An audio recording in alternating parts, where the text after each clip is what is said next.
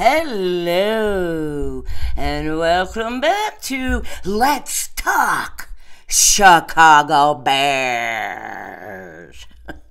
How you doing on this Friday, the end of the week for you working stiffs? The weekend is upon us, and so is the next game, the Arizona Cardinals, and well, let's get into it. So the one thing is, though, usually by Friday, I have stopped talking about the last show, which I usually do on Monday, and I got, and then I moved on to our next opponent, but I still got to talk a little bit about what happened on this last Sunday, and then we'll move on to the Arizona game. But first, I'd like to give a call out. I do shout out to people if they reach out to me or somebody tells me somebody's watching, blah, blah, blah, blah. But I wanted to give a call out. My nephew, Noah, back in Illinois, his buddy, I think it's his cousin, from his, the other side of the family, his friend, cousin, Dan, watches my show before every Bears game. So thank you, Dan, from Chicago. You rock, and so do you, Noah. Right on. And if you ever want me to mention your name, just reach out to me and I'll give you a shout out because I appreciate all my watchers. So let's finish talking about what happened last Sunday. Like I said, I don't normally do that on Friday shows, but I know everybody is still pretty worked up about it. I am. I'm worried, but let's talk about last week. So on Monday, I listened to one of Coach Flus's press conferences after the game, and I was a little disappointed in the approach he took. He took no responsibility for what happened on Sunday in that game. He pretty much put the blame on the players by saying they didn't execute. And he said in that press conference, execute, well over 50 times, and it was getting on my last damn nerve. That means the fact that you keep repeating the same thing is you're full of shit, is what it means, and you don't really have an answer. And so then many players, Cole Kmet, Jalen Johnson, I saw Williams, have all come out and said stuff. Stevenson. Most of them, Cole Kmet pretty much said, he was kind of calling out the team, saying that in practice before the game, a couple days, he didn't feel like everybody was given 110% in practice, which you need to. And then Jalen Johnson, he didn't call any players out. He just, without saying it, he implied that the coaching decisions were not made correctly on that play. And then Williams kind of was saying the same thing. So, and then, you know what? The reporters were going after Flus on Monday, Sunday night, Tuesday, asking him the same questions over and over. Why when there was 8 seconds left in the game, did you give him those 3 15 yards? You should have gone after them, because if he hadn't given him those 3 15 yards, he wouldn't have made that throw on that last throw, because he made it on the 36-yard, 37-yard line, and he'd been back 15 yards, he wouldn't have made it. So they asked him about that. They asked him why he didn't call a timeout, why he didn't have more people rushing Daniels, and he never, it was the same old thing. Well, if you execute, and if you're in this and you're at, no, you fucked it up, Flus. You need to take it on the chin. And I will say one thing, and if you're a regular watcher of this show for all 5 years, yeah, I've been on 5 years, if you can believe it, I was not a Nagy fan at all, but I will give Nagy props. When he had a game like that and he faced the media, he took it. He said, it was on me and the coaches. It's our responsibility to have these players in the right position so that they can execute, have them in the right frame of mind so they can win that game and give them all the tools to win. Flus did not do that. He completely took all blame off himself. And to me, that is bullshit. It sends a terrible message to the locker room. And the last thing we need this season is Flus to lose that locker room. I've seen many, many years ago, and it might have been with Trustman, where he had lost the locker room. I'm going to say it was Trestman. And I saw how the Bears played after that, and it was freaking embarrassing. They weren't even trying. You can't lose that locker room, and I think he's close to doing it. He finally, yesterday or Wednesday, came out and sort of took responsibility for it. Bullshit. It was 100% your fault, like it was the Indy game. And last year there was a couple games that were his fault too. But he don't take no responsibility. And this execution shit, F you, man. So I'm like really, really worried about the future of this season with the Bears. I really think that the way he handled it, what he should have done was come out and take full responsibility. He should have said, myself and our coaches did not put them in the position to win, did not give them the correct opportunities. And that is a fact, and everybody knows it. And now we're the fucking laughing stock of the National Football League because of that. Yeah, that's embarrassing. Christ. We want to go to a Super Bowl, not this way. So I have said going in, if we don't finish 500, Flus is gone. And I've been trying to support this guy throughout the last few years because, as I said, he's a great motivator. He keeps his team engaged. He's good at that. But when it comes to making those head coaches important last-minute decisions, he can't do it. He cannot do it. He's a great defensive coordinator, but... So, you know what? I have a feeling he's gone regardless because I just don't see this turning out to be a positive. And then so that'll bring us to Sunday's game. I won't talk about Sunday anymore, but I'm going to tell you how I feel about this. So let's start with the usual. So the Arizona Cardinals, we're going to be in Arizona this week. The Cardinals and the Bears have played 58 times. The Bears... Excuse me, I'm all worked up. Cardinals and Bears have played 93 times. The Bears have the winning record. They have won 58 games, and the Cardinals have won 29, and there has been 6 ties.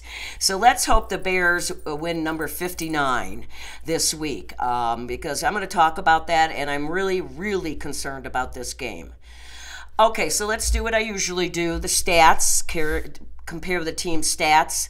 So the Bears' average passing for each game is 184.4. That puts them 28th in the league out of 32 teams.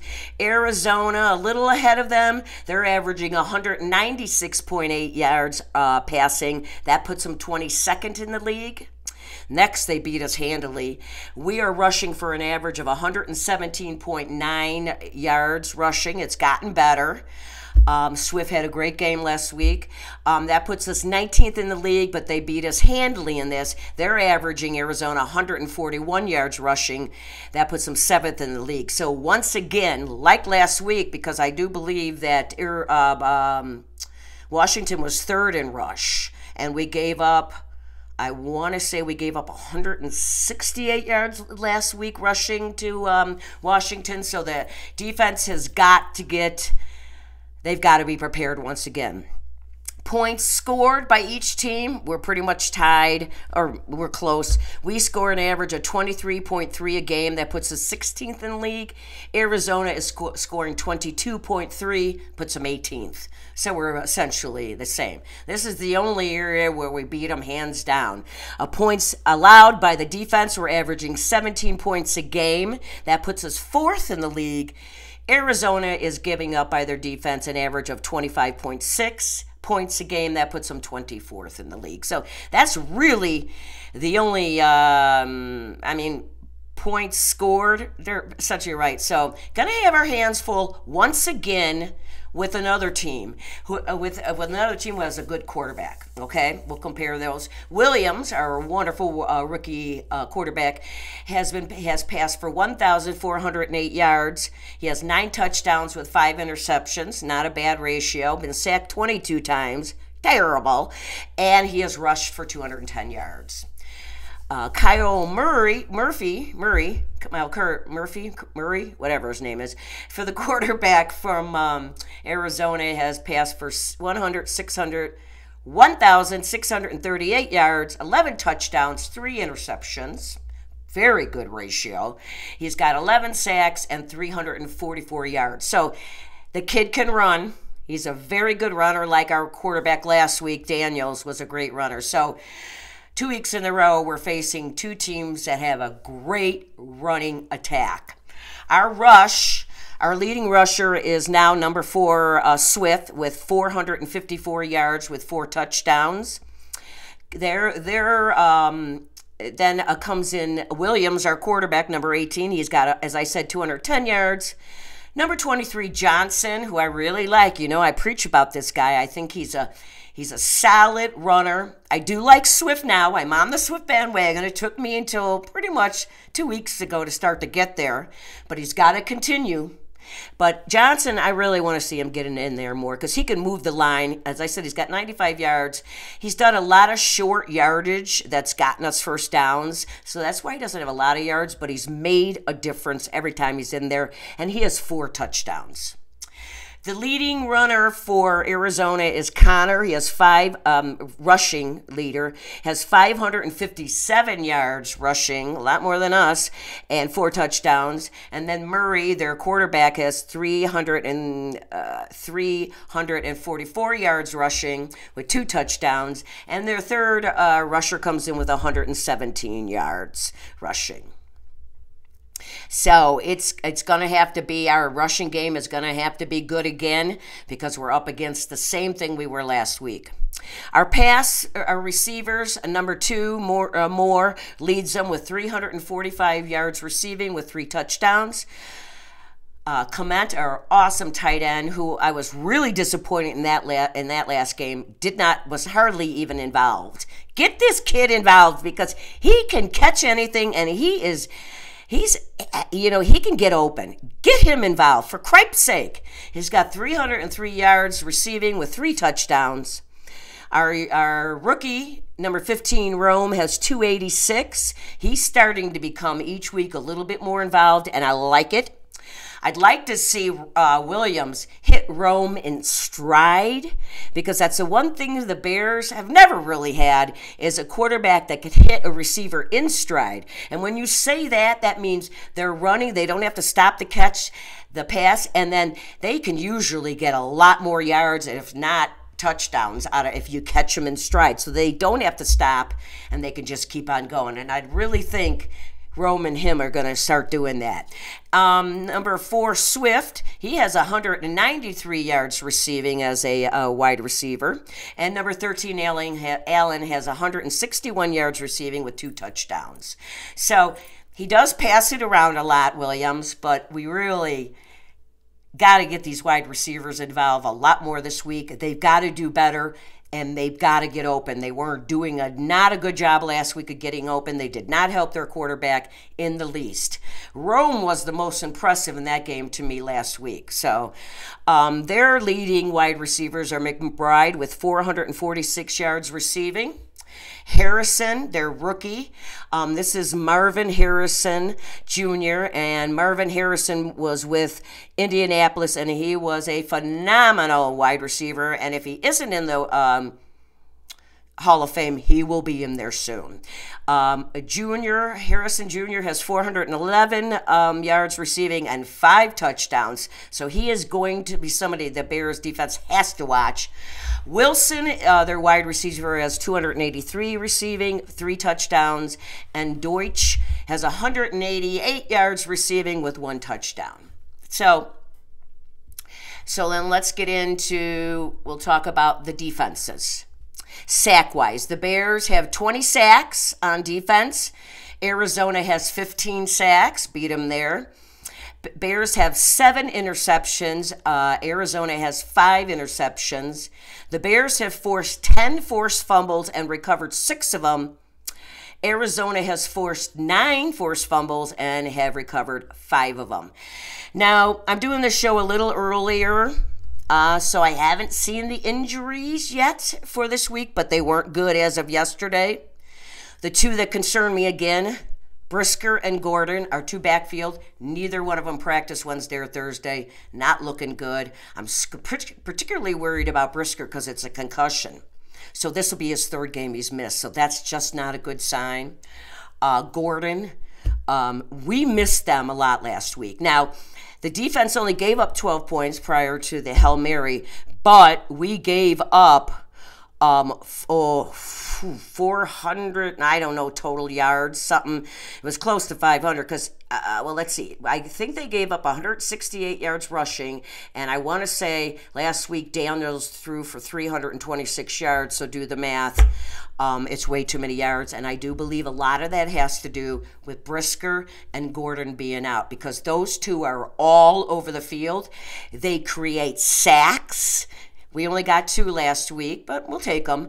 But they create sacks. They're people who can get you interceptions.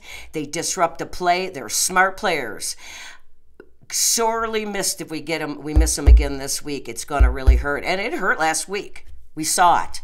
We really, really did. So, and there was a couple other injuries. I know Braxton Jones didn't play, but I have a feeling he'll be playing. And there was another offensive lineman who's got a name about this long, and he didn't practice either. So I am worried, but the biggest ones, again, like last week, as I told you last week going into that game, missing Brisker and Gordon is huge. These guys in the backfield, they do so much more than the backfield job. They're always coming up and doing stuff. And if you really pay attention to the game, you know it. You can see them all over the field. So it's just, I don't know. I'm very concerned again. Okay, so we'll do my top threes. Time of possession, penalties, turnovers. As I say every week, time of possession. Bears didn't win any of those last week. Time of possession, so important. You want to win it because obviously you keep your offense on the field, their D on the field. You keep your defense, geez, Lynn, your defense off the field and their offense off the field. And it's just so important to wear out their defense. That's why you want to win time of possession. Turnovers, well, it's just obvious. Turnovers can cause so much damage. They can get in your head. They could give your offense great field position, opportunities to score, and messes up with the other team. It messes up whoever fumbled it or threw an interception. So very big to come out winning that stat, turnovers. And then penalties. You know how I feel about penalties if you watch my show.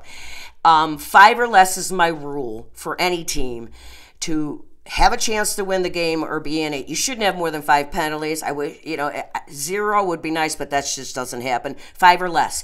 And I was thinking about this last night when I was watching the game, the Jets and Texans, which really pissed me off that the Texans didn't look like that when we played them, but apparently they have a lot of injuries, and I was really bummed that the Jets won because I can't stand Aaron Rodgers. But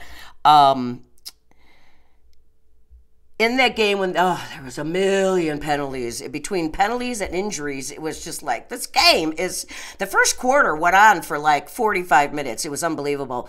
But I was wondering, if you watch my show and I talk about penalties all the time, how much it hurts the Bears in particularly, it really, really hurts it because they get most of them on offense, and that's the last place you want them. I mean, if you get them on defense, it usually gives their team a first down, but it's mostly our offense, and it's never productive. And I was just wondering, the people who watch my show out there, I don't know, maybe you only watch the Bears, but you could do it with the Bears too. Do you think to yourself, wow, Lynn's right, look what that just did to that team? They were rocking and rolling. Now they have had 2 penalties, and now they have to punt. So I was just wondering if people out there do pay attention to penalties now, because I preach it so much on this show. Penalties suck. All right, so you know the stats. Pretty much Arizona's got us beaten every stat except for the defense allowing points, and we're better sack-wise, interception-wise, and fumble-wise. But it's going to be another extremely tough game. It's on the road. I told you going into last week's game, Flus is 3 for 17 on the road. So now he's 3 for 18 on the road, and we're on the road again. It's a later game. It's going to be nationally shown, and everybody's probably going to be fucking laughing at us. You know what? About that game on Monday, I was first mad. I was first sad then I was mad, and then I got pissed when I got there thinking about it. And I didn't watch a lot of the talk about it until later in the week. And it turns out everything I said on my show Monday, they were all saying. I'm like, did they watch my show? But the point is, we're going to play another tough game. And the defense, they gave up 12 points until that last, drive.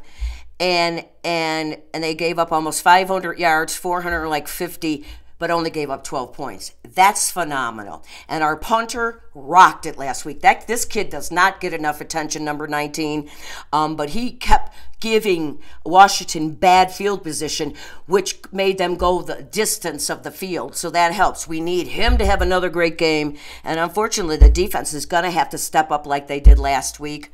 But the offense, really, they're the ones that fucked that game. They're after the coaches, the offense. They didn't wake up until the mid-third quarter. You can't win an NFL game if you can't score a point until mid-third quarter. They could have had 3 points at the end of the second quarter last week, but because Williams, rookie, took a sack instead of throwing it out of bounds. If he had thrown the ball out of bounds, he would have been close enough for Santo to kick that ball, and it would have been 3-9, I believe, going into halftime. And points make a difference. It ended up being 0-9 halftime, and we know what happened. But the offense has got to come out and strike. We've got to do, what I say every week. That offensive line struggled last week again.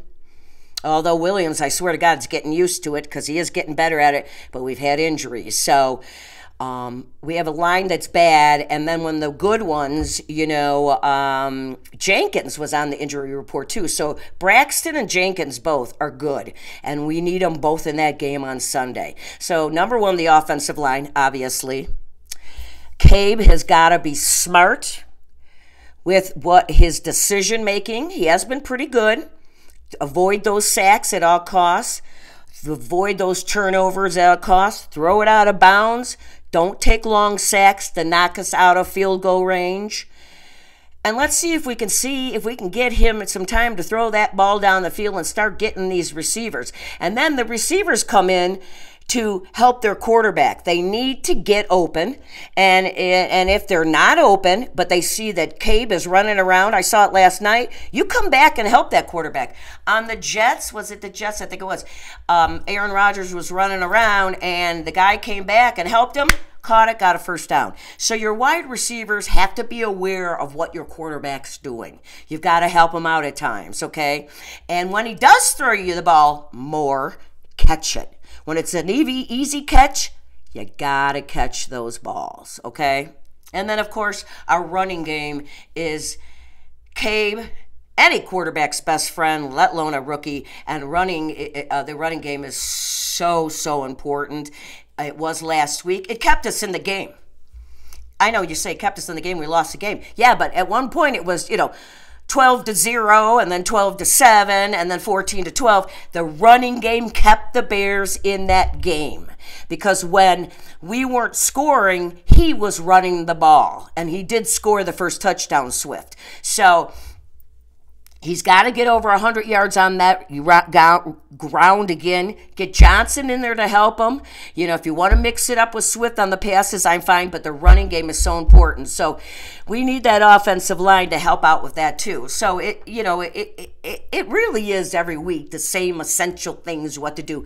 But this game, my concern here now is if the Bears do not win this game and they go 4-4, I'm afraid of what's going to happen in the locker room. I'm afraid that now, the players are going to be like, oh boy, and then all of a sudden, that momentum we were getting is going backwards. And after that loss last week, it was hard. We were laughing stock. They were pissed. I'm sure the defense was pissed off. I don't care what nobody says. Don't tell me they didn't go home and bitch about that offense and the head coach. They had to have because they worked their damn tails off last week. The only reason we had a chance was because of the defense. Of course, people say they lost it for us. Well, they did. But again, I really blame Flus for that. So I really believe this game, the Bears have got to come out pissed off with chips on both shoulders and show the league and everybody else we're not the team that played last week. We are better than that. And we can overcome stupid ass mistakes. And it's important. If they walk away with a loss, I'm not sure. I'm not saying that the season's going to ravel, but I'm not sure. I'm really not. I have my doubts about that. And I think everybody knows how important, and I'm hoping Flus, idiot. I mean, he is a good motivator, so I'm hoping he's getting in their heads, but these guys are not happy about what happened last week. So I don't know. We're going to find out what team shows up on Sunday and how they play. And number one, it's got to be the offense leading the way to make up for what they did last week. And then, of course, the defense got to do their jobs. All three aspects, offense, defense, special teams, has to be, again, I say it, each player needs to play their position 110%, smart, and know what they should be doing. If everybody does that, you're going to win the game. You got to keep those damn penalties down. You cannot have turnovers. Defense, we got to get them to cause turnovers. Murray is short. So that's one advantage, but he's fast, and he's going to take off. He's faster than Daniels from last week. So, and he's little, so he can get through. So the Bears have got to have a spy on him the whole time, and they got to get in his face because, like any quarterback, if you mess in their face, you knock them down. Sacks are even better, but if you knock him down or get close to him, he'll turn the ball over. So that's really what the Bears need. Is a strong, I would love to see them coming here and just beat the hell out of Arizona. That would send a huge message that, okay, we fucked up last week, we're embarrassed, and that we're going to show you what the real team is. And that's what I want to see Sunday. So, in my opinion, this is huge. Of course, they always say, it's only 8 games, you got a lot more left, of course. But I'm sorry, people. I know a lot of people thought we were going to the playoffs. We're not. And even if we were, we would sneak in as a wild card, and we'd probably lose the first game. So all I've said this season is I want to be 500 so that by next year, when we get an offensive line polls, then we'll be ready for the Super Bowl and the playoffs. So, but I don't know. And I could tell you one thing. If we aren't 500, Flus is gone for sure. He may be gone either way, but he's gone for sure if we don't come 500. And I think that's what we all want and expect because these next few games, okay, we got Arizona. And then I think we play one of our division next week. And then there's New England in there. And then, we've got Green Bay, Detroit, and Minnesota, and they're all playing lights out football, especially Detroit. And Green Bay is looking pretty freaking good too, which really makes me sick. So yeah, those games, we could lose them all, actually. I don't think that'll happen. I don't want it to happen, but this schedule is tough. And it is true. We have the second hardest second half season schedule in the league. Because everybody we're playing except for New England. I forgot to say what. Oh, Arizona's 4-4, so they have a 500 record. So they're 500 Arizona, and then New England doesn't even have a 500 record. But everybody else we play is playing over 500. Even Seattle and San Francisco because we're playing them later. So. Tough schedule. So I've pretty much said it. I'm not going to keep beating the dead horse, but I don't know. This is going to be a tough one, guys. I didn't feel good going into that Washington game, but I thought if they play solid air-free football, they could win. And they absolutely should have won that game. We know it. They should have won the Indy game. We know it. 2 huge mistakes by the head coach. I hope Poles and everybody else is listening, right, and watching. So, all right. So the Bears, we know, have to bring home a victory because you have to hear that victory song by me on Monday. because I'm not sure I can take much more.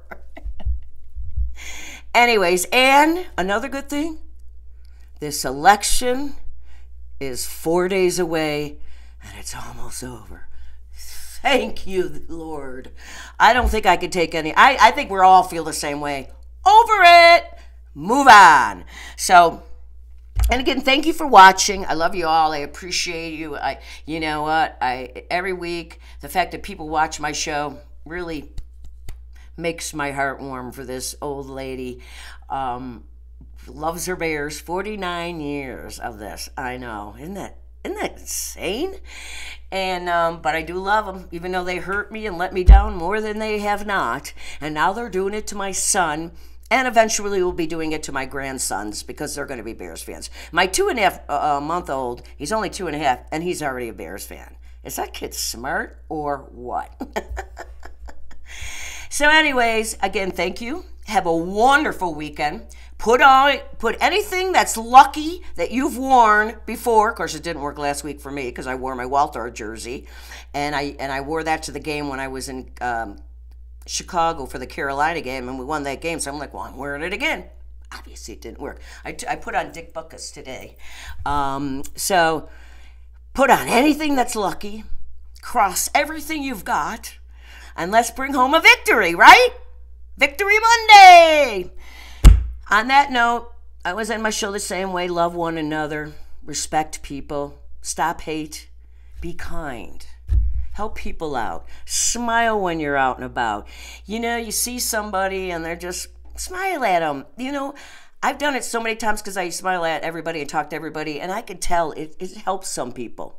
And I know if I'm down and going around and somebody looks at me, gives a smile, it's like, yeah, thanks. I needed that. So we're all in this together.